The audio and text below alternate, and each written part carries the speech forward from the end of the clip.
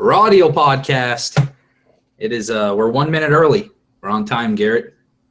And Charlie will be joining us very shortly. He's on his way home from the work. And then we'll have our three amigops joined once again. So Smackdown Live happened yesterday, and just a reminder, this is our Wednesday episode. Starting next week, we will be covering Raw, SmackDown, and any pay-per-views that happened before. So we're about to have our weekly episode back, and the weeks where we had pay-per-views, like especially SummerSlam, oh my God. That's going to be such a rough video. I'm going to try to keep it in like an hour and a half. You've done more with more, so I wouldn't be surprised if you did it. Yeah, that's true. So anyway, we had SmackDown Live, and the two matches that were kind of drawing us in from last week were the United States Championship match, rematch between Kevin Owens and AJ Styles, and then a number one contenders match between Shinsuke Nakamura and John Cena, with the winner facing Jinder Mahal at SummerSlam. So we actually kicked the show off with the U.S. Championship match. AJ Styles, obviously we know Kevin Owens had the title. Styles won it on a house show. Owens won it back on SmackDown, and then Styles won it at the pay-per-view, right? Yes. No, okay. Wait, something like that anyway. Yeah, and this was Kevin Owens' rematch. So it was just standard match. I thought the match was pretty good. It was a good, lively way to kick off the show, especially like just kicking it off with one of your top two build things. Instead of they could have put them in the co-main event and just made the second hour amazing, but I thought this was a good call. And then we had a really interesting finish with AJ Styles pinning Kevin Owens, but this was right after Kevin Owens had inadvertently hit the referee, and the referee, they were saying he got like poked in the eyes so he couldn't see clearly. And then AJ Styles rolls up Kevin Owens, and Kevin Owens' shoulder is up the entire time, but the ref still counts the 1, 2, 3, citing his eye. Citing his eye as the reason why he didn't see Kevin Owens' shoulder up. So Kevin Owens gets screwed over pretty bad. I thought this was interesting considering Kevin Owens is the heel, no? Well, yeah. I mean, normally that's something reserved for a heel to do to a babyface. But then again, AJ's not really a clear-cut babyface or a heel, so then again, you never know what's going to happen, that he's like, oh, I'm just going to take advantage, even though I know the referee shouldn't have counted that as a victory. Normal babyface would be like, oh, I'll have a rematch or whatever.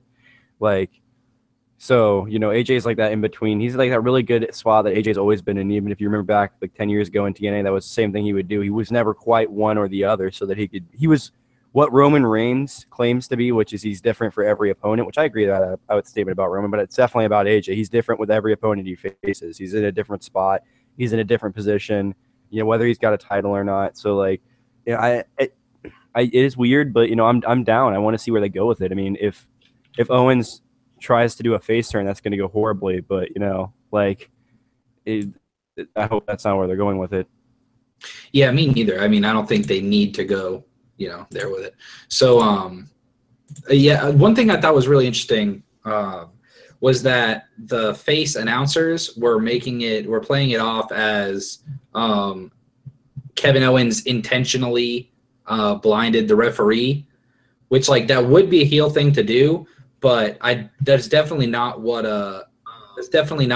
Kevin Owens was going for, because based on his facial expressions, he was surprised that happened, and he was he was just as confused as AJ Styles was when the ref wasn't in it.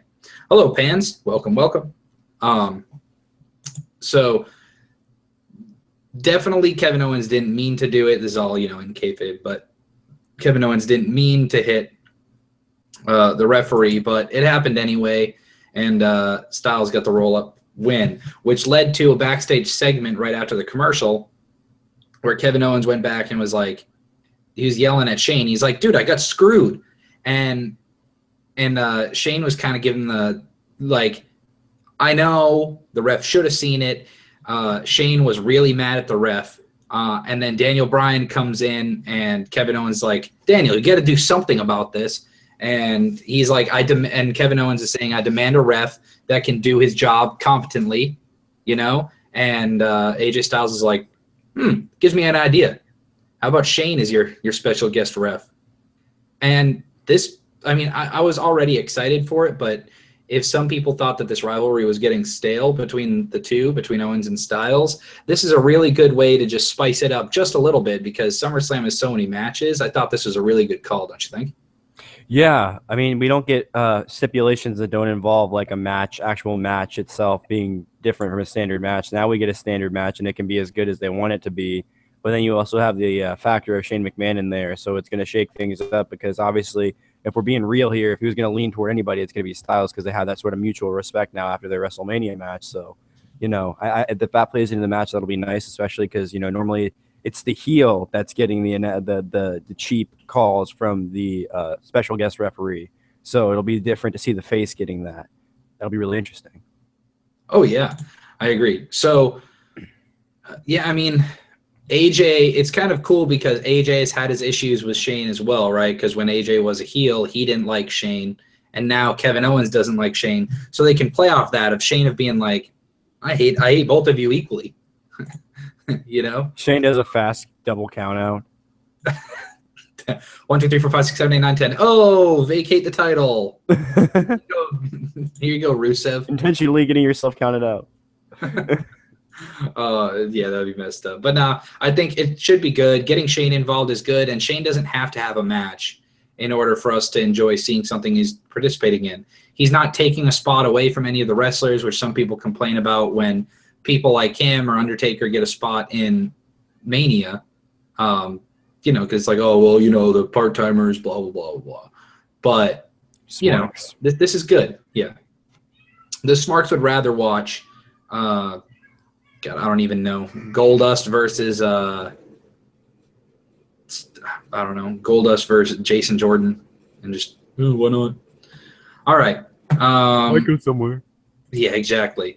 So the Usos came out and cut a promo. One thing that I thought was a little awkward about this promo, it was a good promo. They did good, and they keep playing off the like tandem rapping as their promo, which I think is really, really good. Weird though, they were walking down to the ring as they talked, like as they were cutting their promo, which like I didn't catch it right after the commercial break or whatever it preceded, so or whatever it followed.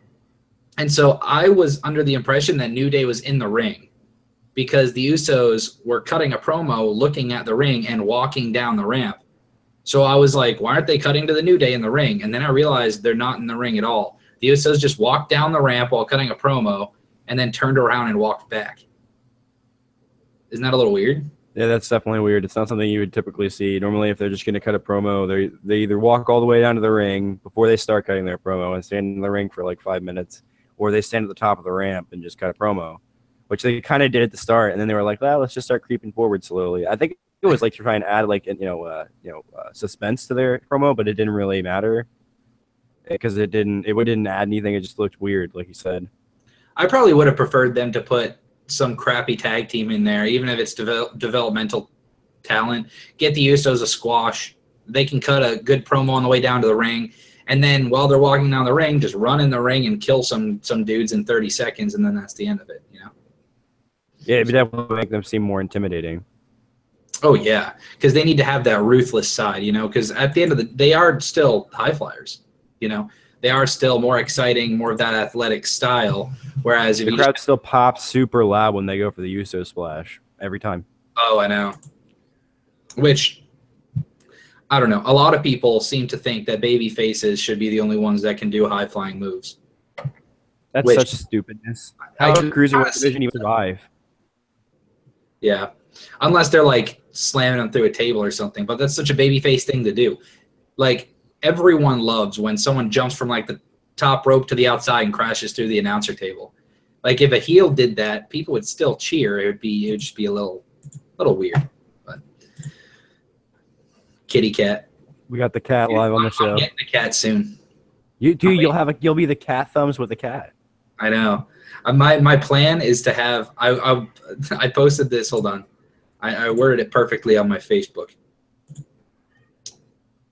I said I I can't wait to start getting paid so I can justify going to the shelter and adopting the fattest, laziest, most chill cat of all time. That's the kind of cat I want. I dig it, man. Cat that I just come home. I want to get like this big, fat male cat. He's like, I don't know, 4 years old or something, and just, sup, Dave? And he's just, meow. You know, he's like a roommate. He's like that fat, lazy slob roommate that doesn't want to move, but he doesn't ruin the house. He just lays around looking cute. Yeah. That cat where people walk in, they're like, oh my God, your cat is adorable, but you really should stop feeding it so much. Yeah. That's the kind of cat I want. That's the only kind of cat to have, bro. I don't want to. My cousin has a cat like that, and it barely can even walk. See, like, I know that's terrible to say, and people will be like, well, you want to make your cat diabetic? You might as well just throw a cat over a bridge. But that's the type of comments we'll get. Cat Over a Bridge is a great band name. Throw a cat over a bridge. It sounds more like a song name. Maybe like the like more like the song name of that band, whatever the band is. Like the title song of the album. We'll get the band name before the end of the episode, I'm sure. Right. That's the first song, though. Yeah, right, exactly. No, that's the hit, so it's going to be song number 3. And it's okay, also the album title, so people know that song's legit. Yeah. All right. And it's going to be pop punk. Everyone's going to think it's super, like, metalcore. No, not at all. No, just punk. All right. The Usos promo was good. Anything you wanted to add about Usos? They were there. I mean, they needed a spot on the show. They need to rebound anytime after losing a title. You need some good promo time because otherwise you don't have any relevance because you just dropped the title and everyone knows, okay, rematch of the next pay-per-view or in the next couple weeks on SmackDown. So, you know. They also stole New Day's catchphrase. They said they're going to steal the titles just like they steal their catchphrases, and then they did, ooh, so rocks. Yeah. Ooh, so's rock. Yeah. So. Classic heel heat. Yep. We had some fashion files this week. This is a weird one. So Tyler Breeze was on his own at the beginning of this. Okay.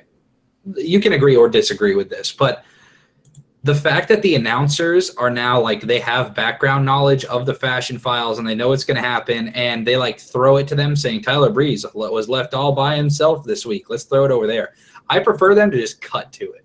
I think anything that Michael Cole dubs as like cool is instantly not cool. It's like I said, when I walk in day one and bust out the fidget spinner, the kids are going to be like, well, not bringing those to school anymore. I feel like that's what Michael Cole does with wrestling. Yeah. Michael Cole ruins everything. He just ruins it, man.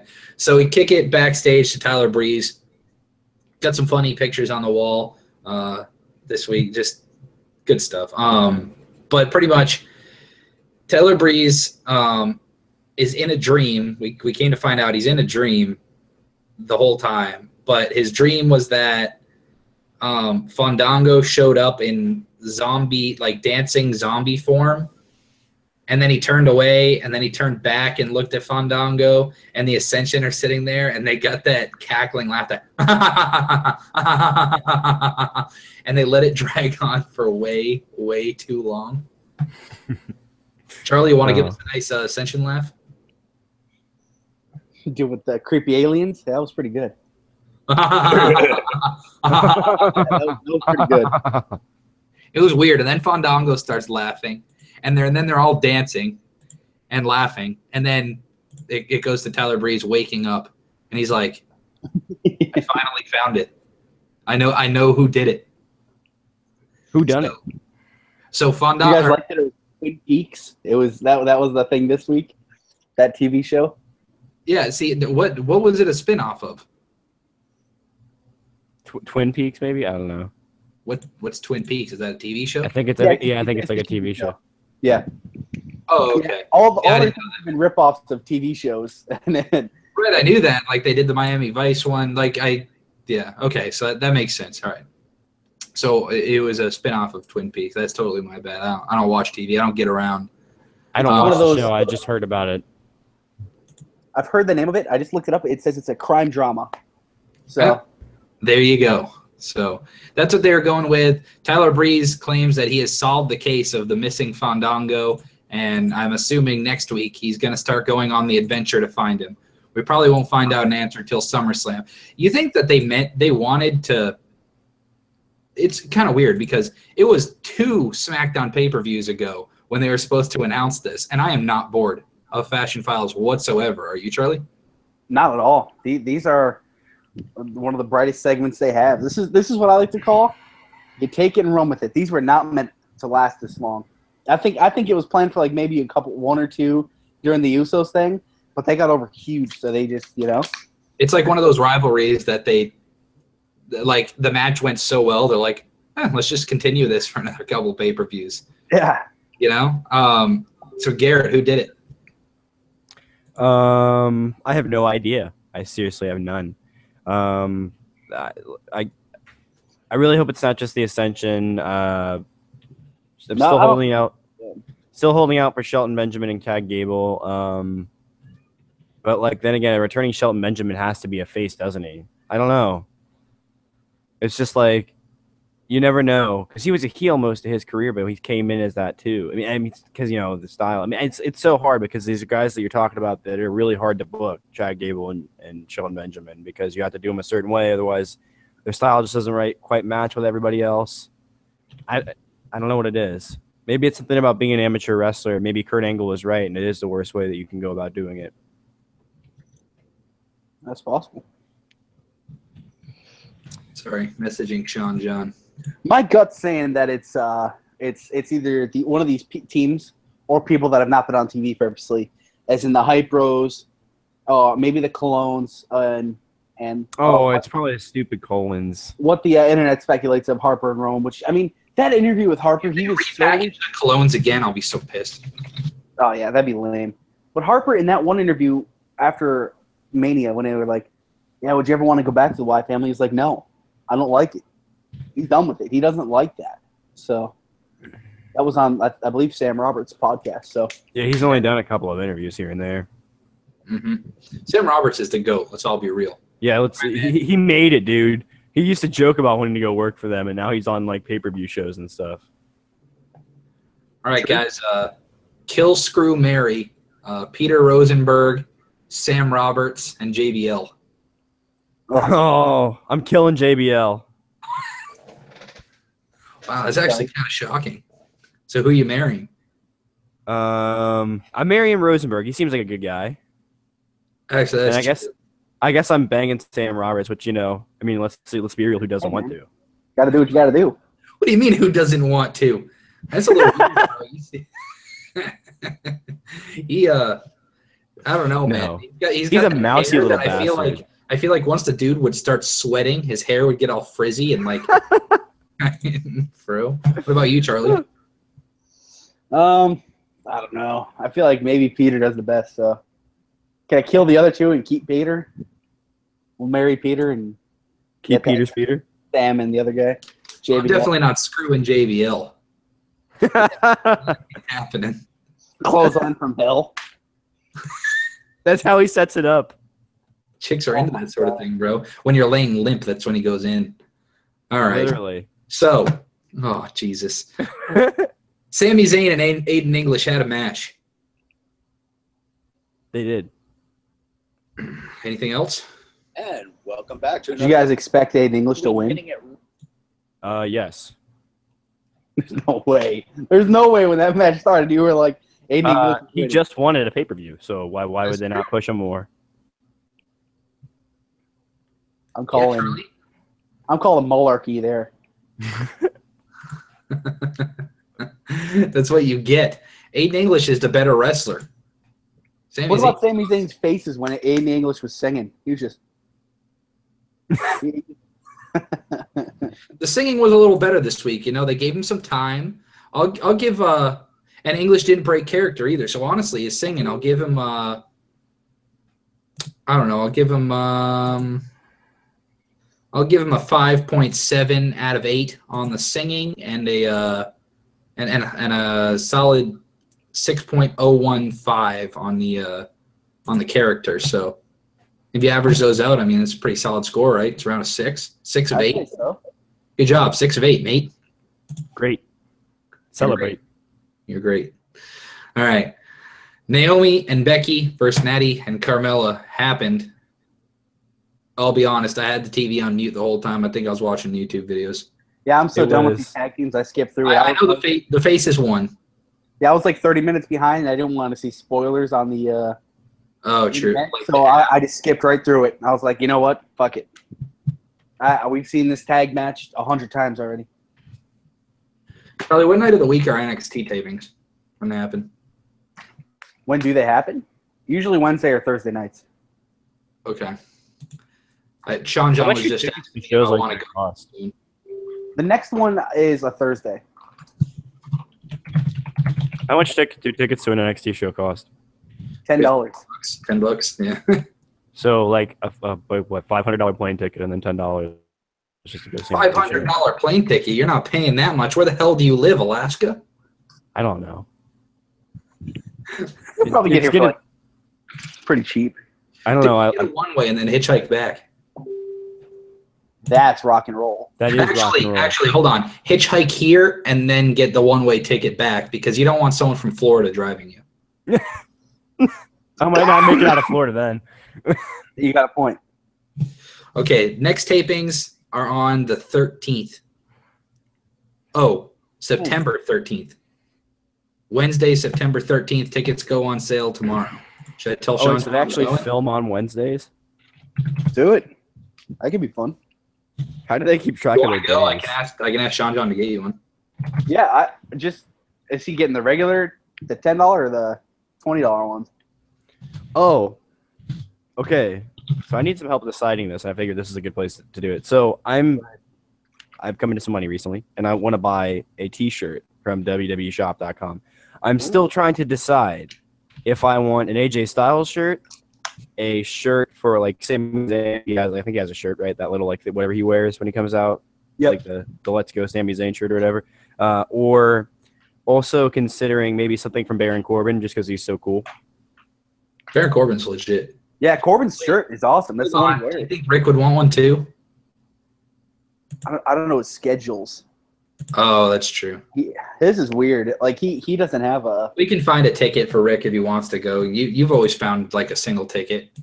on Yeah, Twitter yeah. and shit, so, yeah. If you're live in the chat right now, tell me, should I get a Sami Zayn, AJ Styles, or Baron Corbin shirt? Well, Sami Zayn is a jobber, so I would say not Sami Zayn. I vote Corbin. That shirt's awesome. Sean John said, "Holy shit, is today Thursday?" No, it's Wednesday. Oh, wait, he's not watching. Jesus, man. How much does the kid smoke today? Wow. Too much. He said, "Oh, thank God, dude." He thought he forgot his lesson teaching a kid to sing. All right. Anyway. 10 out of 10. Here's the while we're on the topic. Here's the Baron Corbin shirt. All right, let me Quick see it. screen share. Charlie, do you think you and I should do a special episode breaking down what it's like to go to the NXT shows? There's probably a lot of people that would be interested in knowing. Dude, I totally got to be a part of that show, even if I'm not there, because I want to hear all the spoilers. Dude, yeah. No, I'm not saying like over a specific show. People just wondering like, well, how does it work? Like, how Oh, do they, just come on to a show and talk about it? Yeah, dude, I'm down. do they show any backstage interviews? Do they show, do they cut their in-ring promos, right then and there? Do they do the matches in order? I dig it. Yeah. I might get that. $24, though. That's Bro, yeah. wait till at a pay-per-view they always do. Charlie, remember you and I got like 2 Oh shirts? yeah. They always do sales. Dude, they'll be doing one for SummerSlam. Yeah, SummerSlam they'll probably do like all T-shirts $9.99. Okay, I'll probably get 2 shirts, then probably All right, AJ moving Styles and Corbin. Jinder Mahal was backstage, said that he's going to be up in his luxury box to watch the Shinsuke Nakamura versus John Cena match. And that blah, blah, blah. He's the modern-day Maharaja. He's going to beat either guy, but he wants to be out there to scout. So basically, Jinder Mahal saying, I got money. I'm bringing the chicks up with me, a.k.a. the Singh brothers.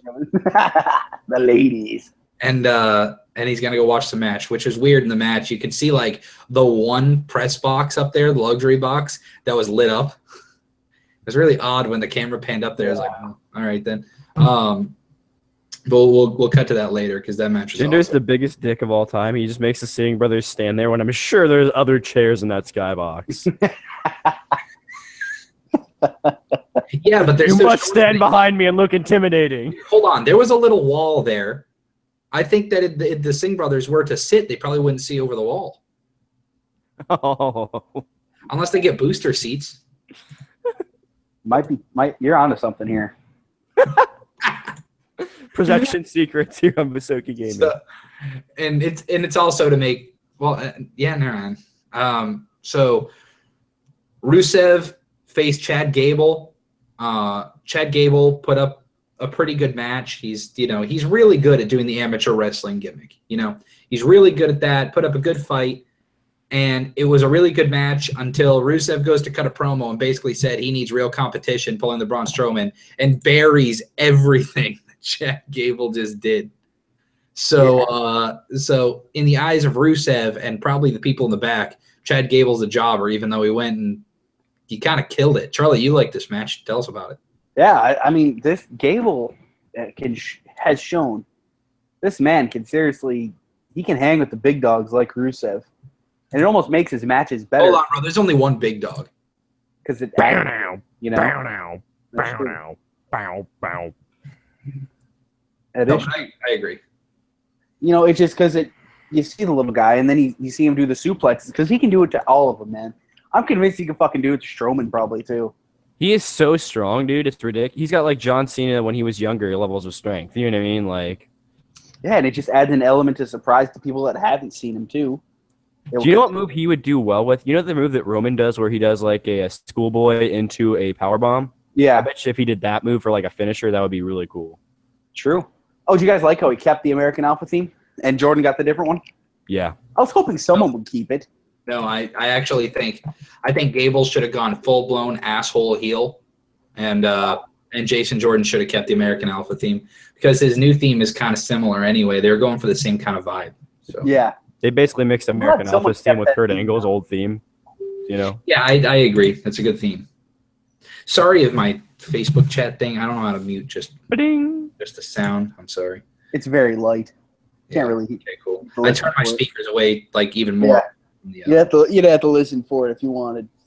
Oh, okay, cool. Now people are gonna go back and be like, "Well, bro, the ding's pissing me off." Bring off.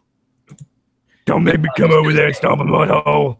The best meme on the internet right now is the Arthur fist with the "You better sang that national anthem, boy." It's Arthur with the Confederate flag shirt on. Oh my god!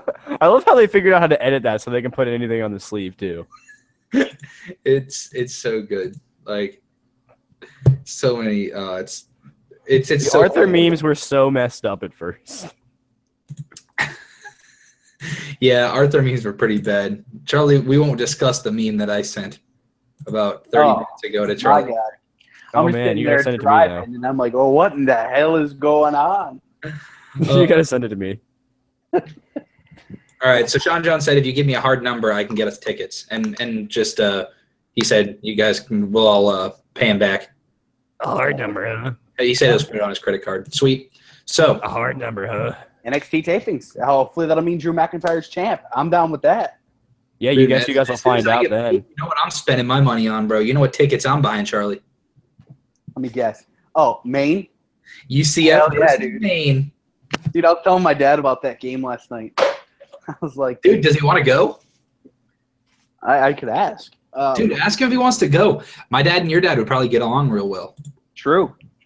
All right. But I was telling him about, I was like, what are the odds of this game happening? Literally. It's so slim that out of all the whatever conference Maine is, it's like it's not even Division 1A.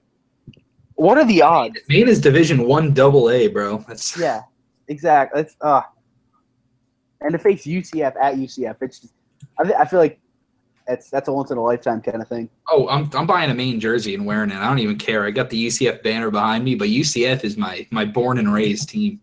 So Yeah, I just looked this up because I was curious. It's about $275 for me to get a flight from here to Orlando. Dude, there you go. And then we'll Heard it ship here. a box home to save money. Yeah, boy.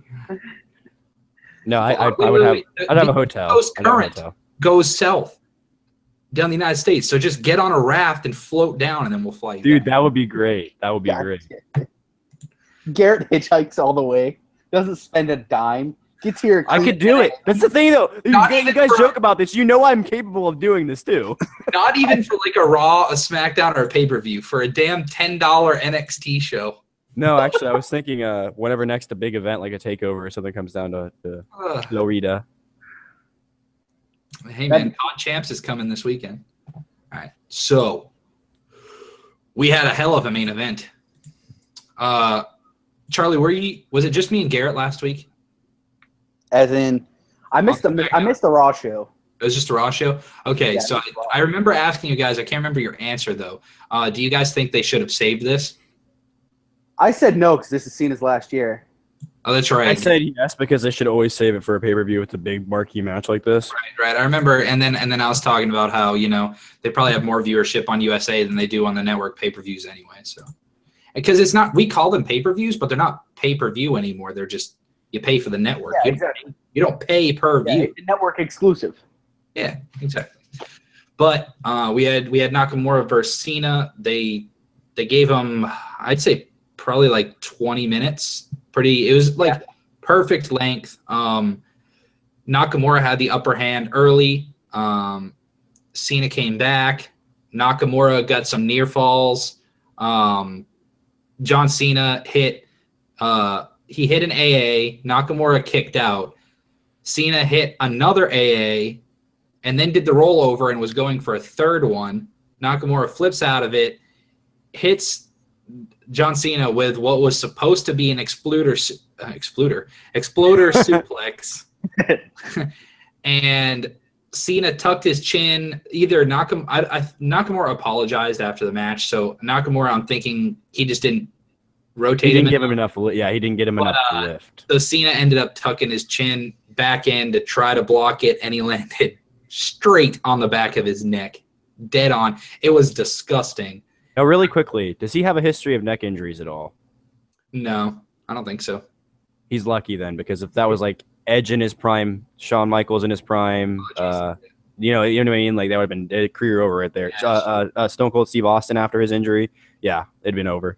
Oh yeah, absolutely. So it was this disgusting bump. Nakamura backs into the corner, calls for the Kinshasa, hits the Kinshasa, and gets the 1-2-3.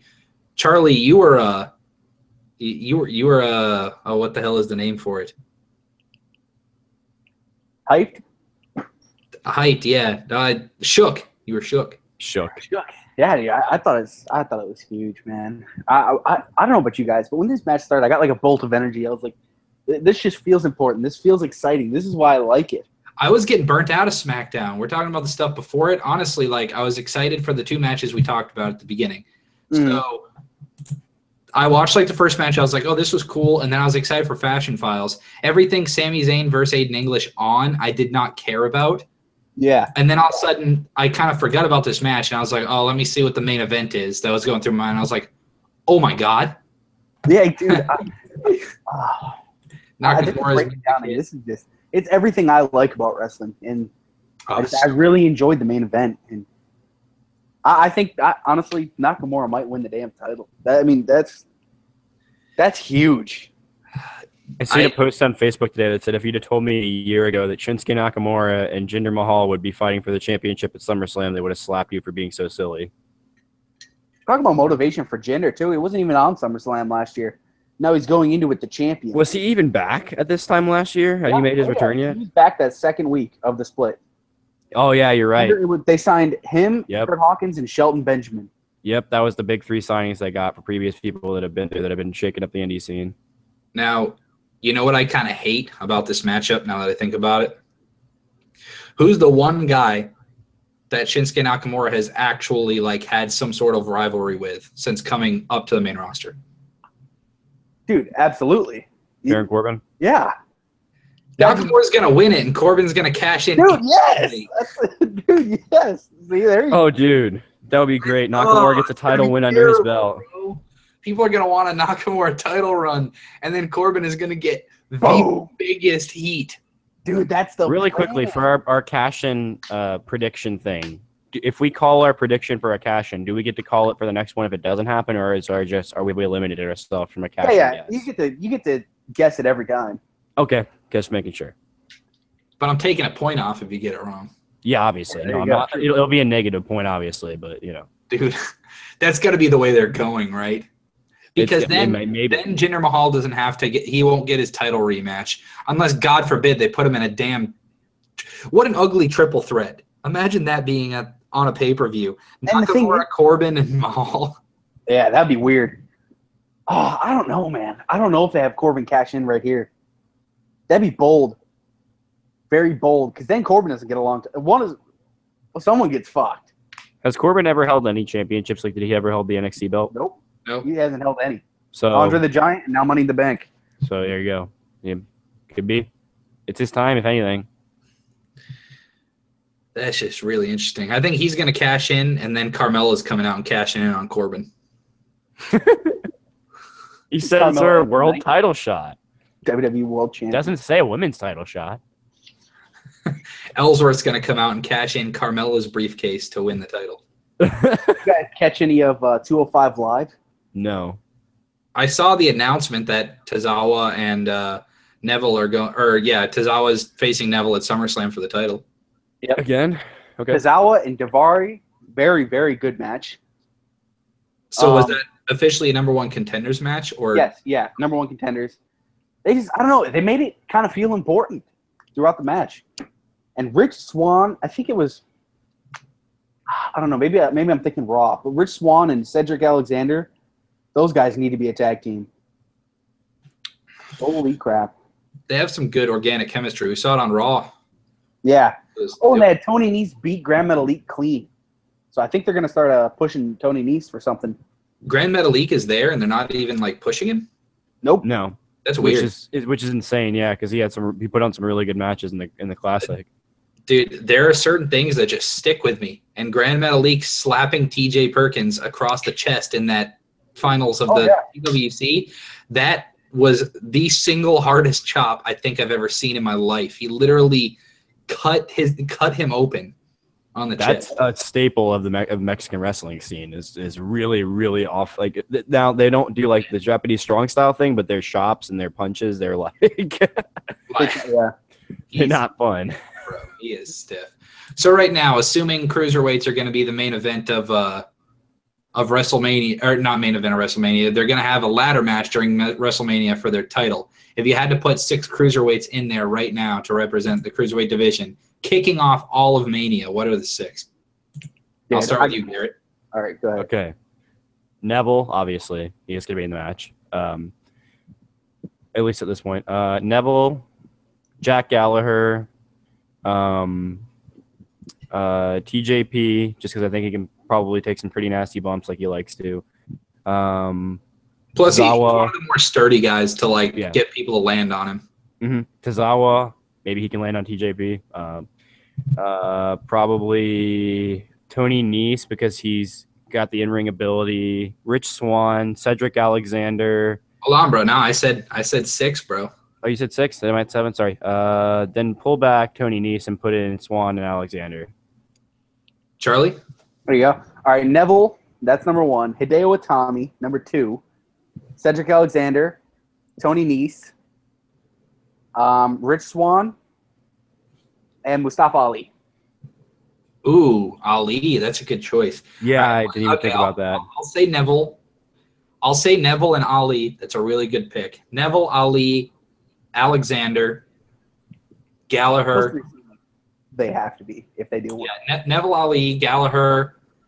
Who did I say? Neville, Ali, Gallagher, and Alexander. And Alexander. And then you have a choice between Swann and Tozawa, basically, at this point. Tozawa is pretty over. I'll go Tozawa, and for the 6, I'm going Enzo Amore. All right. Have him debut. Have everyone think it's gonna be like Rich Swann is the number 6, and have him debut at in the match. Yep. All right. Cool. So, I mean, that was good. I like having little side conversations. You know, it's kind of ripped to our side conversations though, because we're going to the pack schedule again. So, y'all better keep your points short and sweet from here on out. Back.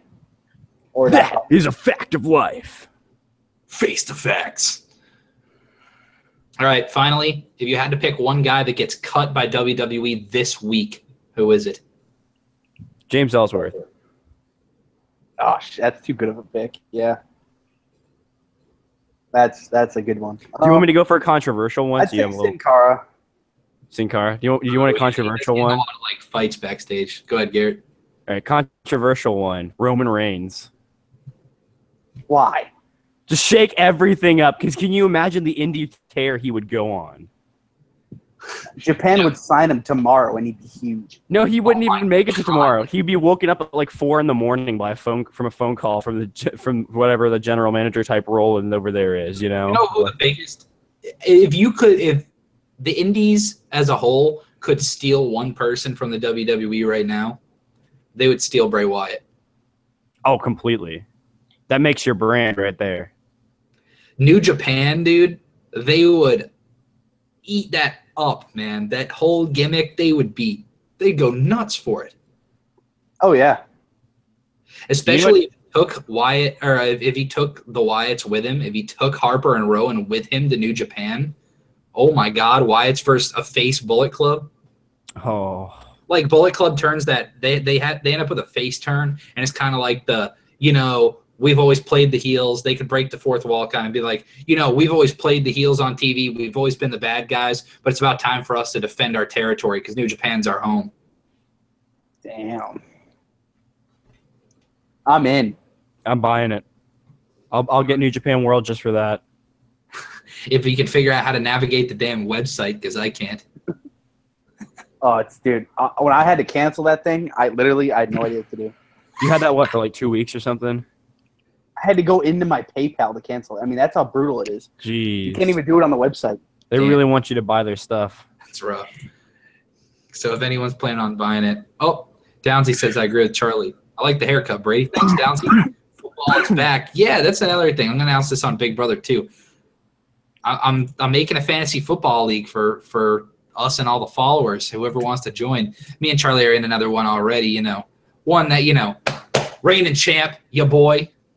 It's your boy. Reigning, defending, undisputed, universal champion. No. But yeah, I'm gonna go lay waste to those guys again. I'm gonna go lay waste to all the viewers too, not holding back. All them plebs. Lay waste. But anyway, that'll do it for this episode. Hope you guys enjoyed. Tune in for more wrestling next Wednesday.